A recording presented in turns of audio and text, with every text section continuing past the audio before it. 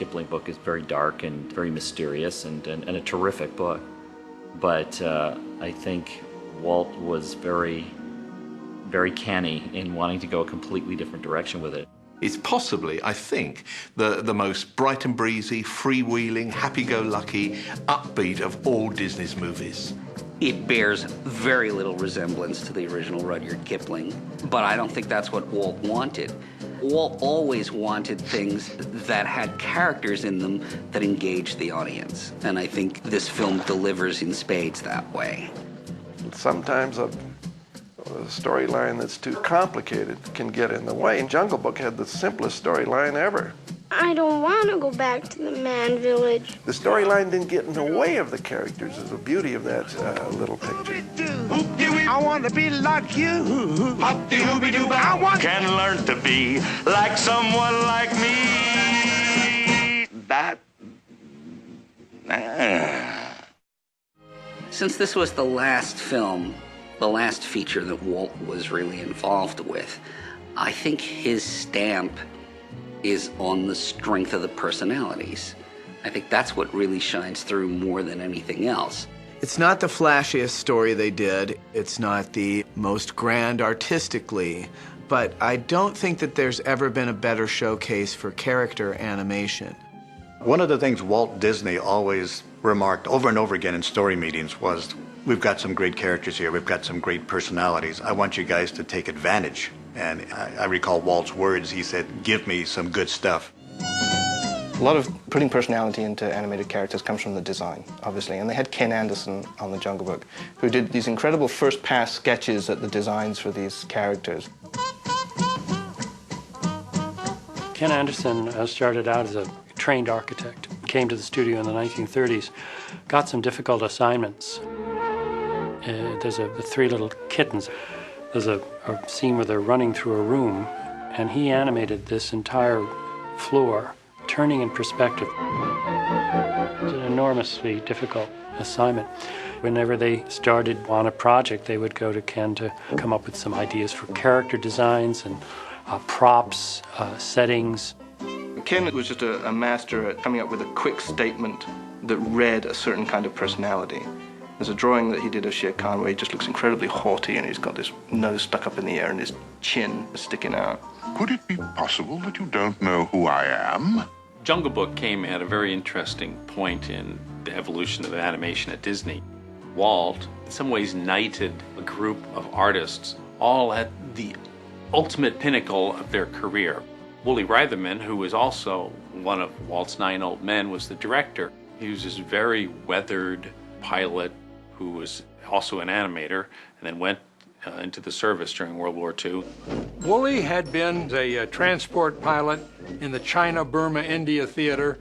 He'd seen action. He'd led a life of command as far as Walt was concerned. I think the animators always respected me up to a point. Boy, you know, with the large talents that were there, it wasn't easy to get respect. Woolie knew that he was dealing with people who knew that they were the best in what they did, and he had to deal with them. They would work closely together with one another. Frank and Ollie certainly worked the closest, and then there was, I think, Milt maybe a little bit proving his own worth out there, and there was, I think, like a healthy competition sometimes between these animators.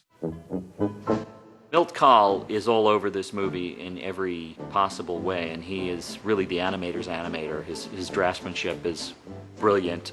I've been through the Disney Animation Research Library looking for a bad Milt Kahl drawing, and I have yet to see one. They don't exist.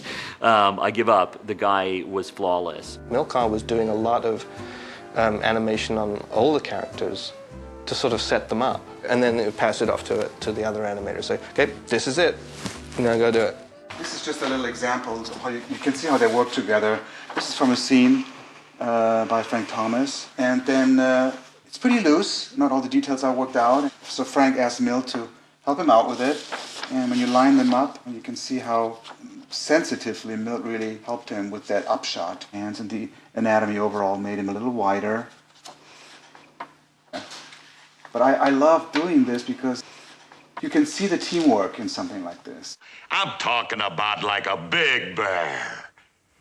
A guy who could do fast action and dances like nobody's business. And in that wonderful King Louis scene, when Baloo disguises himself as a girl orangutan and the two of them do that dance, that tells you what Johnny Lounsbury was. I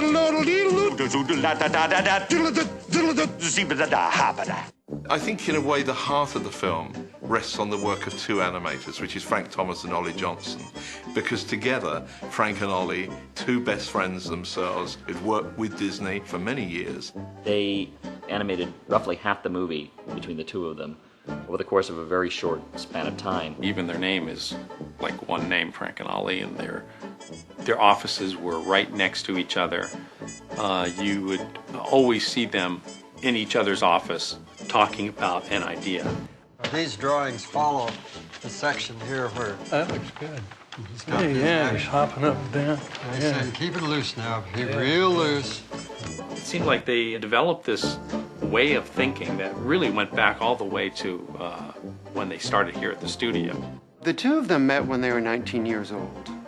And Frank had grown up in Fresno, which was pretty much a farming town at the time. And Ollie had grown up on the Stanford University campus, where his father was a professor there. But Frank's father was a college professor as well. So you had two young guys with more or less similar family backgrounds. They're both interested in art. They both came down to Los Angeles to go to art school. The next thing you know, there's an opportunity to take a tryout at Disney. I put both Frank Thomas and Ollie Johnston in little cameos in both of my first two films. Hey, you see that? Yeah, that's the way to do it. That's old school. Yeah? No school like the old school. They're brilliant animators, both of them. You get the feeling that they were constantly kind of showing each other their stuff and getting the other's take on a scene. Here were two guys who were involved with some of the most remarkable animated films that have ever been made. I mean, you go back to Frank doing the ice skating scene in Bambi and the spaghetti eating scene in Lady and the Tramp. Milt Kahl mentioned to Ollie around the time that they were doing Sleeping Beauty, he said, you know, you and Frank have got something unusual, the way you can talk to each other about stuff. They always trusted each other. I think that the feeling of trust is something that pervades the Jungle Book in terms of the character of Mowgli and Baloo. In Jungle Book, I think the height of Frank's talent is when Baloo is trying to tell Mowgli that he's got to go back to the man village. It's a very difficult scene to pull off. It's just, it touches on a million levels. He has to rise to the occasion of thinking about the notion of responsibility. Subtext is so powerful. The bear knows he has to betray the kid, and the kid is completely unsuspecting. What's the matter, old Papa Bear? Look, Mowgli, I've been trying to tell you. I've been trying all morning to tell you. I've got to take you back to the man village. Ollie's scenes were the fun part, where they did the song The Bare Necessities. I mean, bare necessities. And Ollie's relationship of Baloo and the boy is full of fun and warmth and affection. The Jungle Book, in some ways, boils down to kind of a buddy film. You know, there's this young boy and there's the bear, and in many ways that I think may have been a rich experience for those two guys because they were such good friends. You can see how much they depend upon each other and the affection and fondness that there is, and you know that that's coming from the men that are animating them. I think I'm most proud of the fact that between the two of us, we got that real warm friendship to come through. And that's what we wanted. We were both striving for that. And we both did practically all of the bear and Mowgli. And we felt would be the heart of the picture, and the warmth in a picture is what Walt always wanted us to get. And if there is anybody in the world who understands friendship, it's Frank and Ollie. Their friendship lasted for over 70 years. When you look at Baloo and Mowgli, you're looking at Frank and Ollie, because those two guys were those characters The love that the two men shared for each other is shared on the screen with those two characters. I attended a lecture that Frank and Ollie gave for the Animators Union out here, and they ran a clip of Baloo introducing himself to Mowgli, and I remember thinking, wow, it's just a pile of drawings. It's just a pile of drawings, and look how full of life it is. It's utterly, thoroughly convincing. It has weight, it has personality, it has character. Man, that's what I call a swinging party.